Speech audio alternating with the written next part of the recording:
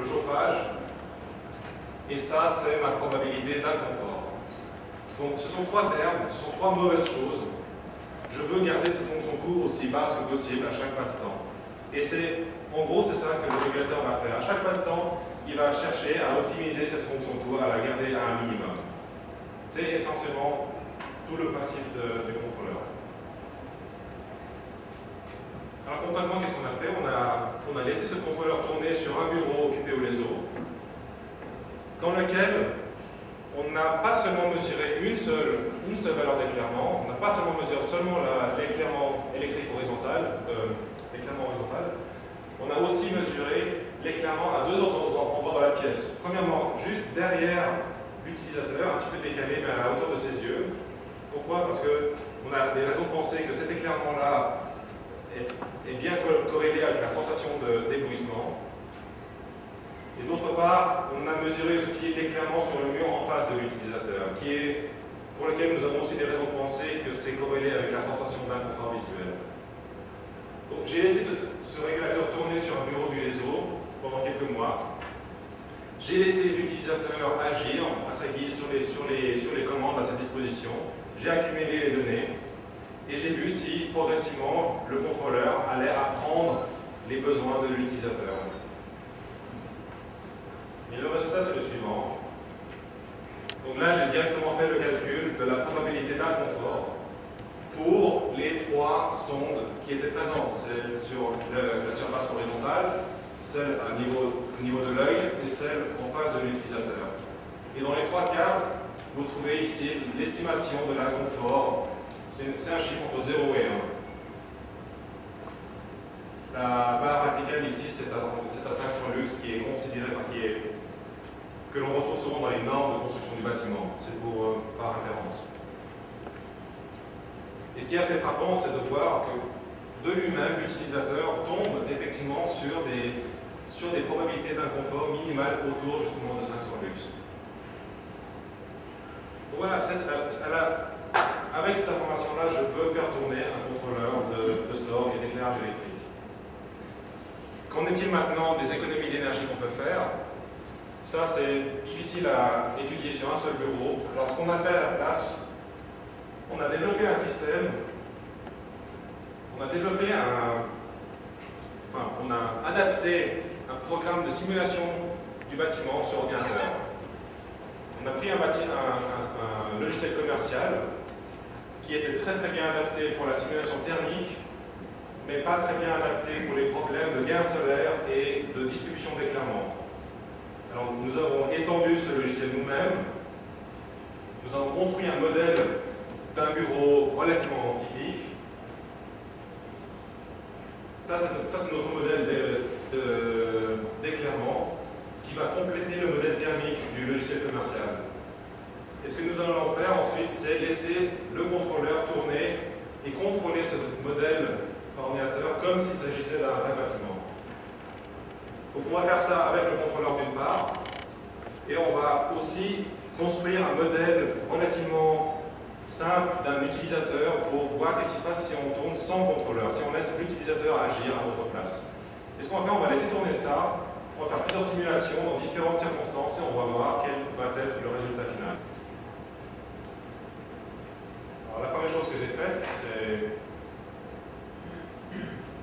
Dans un premier temps, j'ai voulu vérifier si le contrôleur donnait des valeurs, faisait des choses un peu raisonnables. Alors je me suis d'abord intéressé à comment se distribue l'éclairement horizontal au cours d'une année de simulation.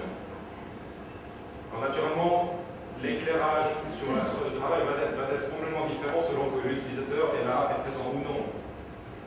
C'est pour ça, dans la colonne de gauche, la première colonne, c'est la distribution d'éclairement lorsqu'il n'y a pas de contrôleur, lorsqu'on laisse le modèle de l'utilisateur agir. Vous voyez que lorsque l'utilisateur est présent, il tente à garder la valeur d'éclairement environ à 600-700 lux. En revanche, lorsqu'il est absent, c'est dominé naturellement par la nuit, mais pendant la journée, c'est quelque chose qui est complètement... il n'y a pas de... Ouais, ça peut prendre des valeurs arbitraires. Les deux colonnes à droite, alors j'ai passé sous silence, par faute de temps, un point important, c'est comment est-ce que le contrôleur va pouvoir de lui-même choisir la valeur d'éclairement qu'il va imposer à l'utilisateur.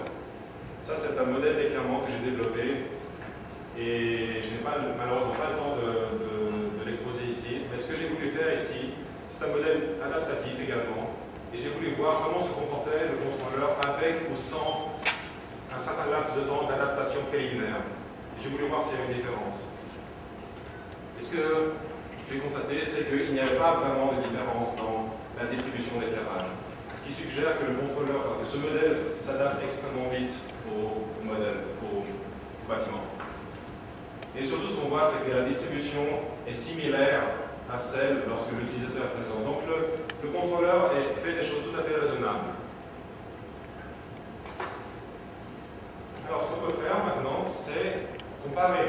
On peut comparer quelle est l'estimation du confort moyen sur toute une année avec ou sans contrôleur. Et on a fait ça, on a laissé le simulateur tourner dans différentes circonstances. On peut donner au simulateur différents fichiers de climat pour lui faire réagir comme s'il était dans différents endroits du globe. Nous avons fait ça pour 2 villes différentes, une fois pour Bruxelles en Belgique et une autre fois pour Rome en Italie, pour voir si le contrôleur se comporte, s'il y a des différences de comportement selon si c'est un climat plutôt froid ou plutôt chaud. Et nous avons aussi essayé avec différentes orientations de cette façade envers du bureau, au nord, à l'ouest ou au sud. Alors, les résultats pour le confort de l'occupant sont les suivants. Donc, pour un bureau à Rome ou à Bruxelles, les points en bleu sont l'inconfort moyen sur toute une année avec le contrôleur. En violet, c'est sans le contrôleur en mode manuel, pour différentes orientations du bureau. Et ce que nous avons constaté, c'est que dans tous les cas, le confort visuel semble être amélioré avec le contrôleur que sans. En moyenne, il est amélioré de 0,11 points. Donc ça, c'était déjà une très bonne nouvelle. Alors maintenant, la seule chose qui me reste à regarder, c'est comment évolue la consommation électrique au cours d'une année, la consommation d'énergie. Alors, il y a beaucoup de choses sur ce graphique. Donc, de nouveau, ce sont 6 cas de figure que nous considérons. Donc, Rome, Bruxelles, Nord, Ouest, Sud. On va commencer par le plus facile. La courbe ici en rose, c'est l'évolution de la consommation, enfin de la facture électrique en fait, de l'éclairage au cours d'une année. En trétillé, c'est en mode manuel, en très plein, en mode contrôleur. Ce qu'on constate ici, c'est que Bruxelles Nord, et d'ailleurs pour tous les autres cas de figure, la présence du contrôleur permet de réaliser des économies d'énergie pour l'éclairage électrique. Le trait bleu, c'est la consommation électrique utilisée pour le chauffage ou pour la climatisation. Là, on a constaté, avec un peu de déception, qu'à Bruxelles Nord, Rome Nord et Bruxelles Ouest, le contrôleur fait légèrement pire qu'avec un modèle de l'utilisateur. Alors pourquoi? On pense que c'est parce que dans ces situations, surtout pour les bureaux qui sont orientés vers le nord, le contrôleur a simplement beaucoup de mal à faire une utilisation optimale des gains solaires. Parce qu'il n'y a pas de soleil qui passe au nord. Par contre, à Rome Ouest, Bruxelles Sud et surtout Rome Sud, vous voyez que le contrôleur arrive à réaliser des économies substantielles d'énergie au niveau du chauffage et de la clim. Et puis les traits en vert, c'est simplement la somme des deux. Et là, vous voyez que malgré le problème de performance dans ces cas de figure, dans tous les cas de figure, le régulateur arrive au final avec une note électrique plus ou moins importante. Une autre façon de voir ça, c'est au lieu d'afficher ça, d'afficher la différence entre ces courbes. Donc là, ce que je montre ici, ce sont les économies d'énergie effectives réalisées avec le contrôleur. Lorsque c'est négatif, ça veut dire que c'est une économie d'énergie. Lorsque c'est positif, c'est que le contrôleur demande plus d'énergie. Et là, ce que vous voyez, c'est ce que j'ai dit tout à l'heure. Le chauffage est plus important avec le contrôleur dans ces 3 cas de figure ici. Mais pour tous les autres cas de figure, le contrôleur